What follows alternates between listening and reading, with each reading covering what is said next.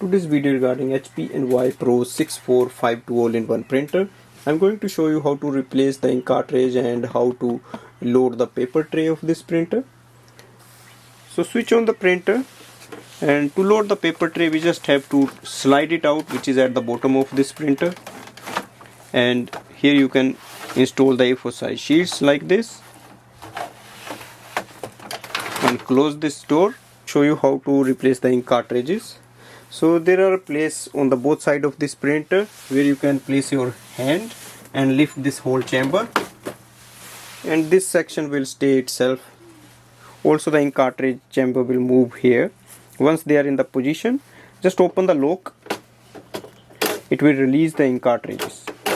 So this printer uses ink cartridge number 67, and that is from HP, so 67XL and XXL. To replace the ink cartridge, just simply place them in their position.